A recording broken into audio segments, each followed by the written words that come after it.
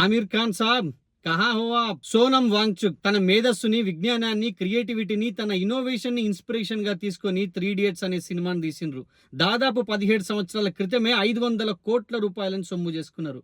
Hero Aamir Khan అయితేనేమి, director Raj Kumar Hirani అయితేనేమి.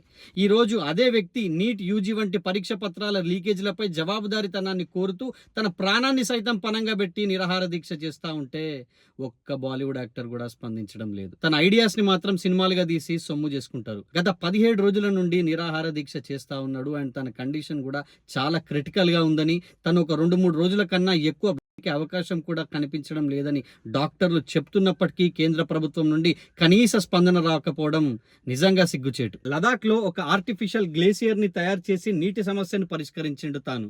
మట్టి మరియు సూర్యరశ్మితో ఇళ్లను నిర్మించిండు. ఇళ్లలో ఉష్ణోగ్రతలు 15 డిగ్రీల కంటే తక్కువ పడిపోయినప్పుడు కూడా లోపల సౌకర్యవంతంగా ఉంటుంది. భారత సైనికుల కోసం ఫాజిల్ ఫ్యూయల్ లేకుండా హీటెడ్ టెంట్స్ ని తయారు చేసిండు. ఇవి 0 డిగ్రీల కంటే తక్కువ ఉష్ణోగ్రతలలో కూడా వెచ్చని గాలి ప్రసవించే నివాస స్థలాలను అందిస్తాయి. ఇలా చెప్పుకుంటూ పోతే తన ఇన్నోవేషన్స్ చాలానే ఉన్నాయి. ప్రభుత్వాల క్రూరత్వానికి మీ ప్రాణాలు కాకూడదు సార్. మీరు ఈ నిరాహార దీక్ష విరమించుకోవాలని చెప్పి కోట్లాది మంది ఎదురు చూస్తా ఉన్నారు. We need you alive Sonam sir.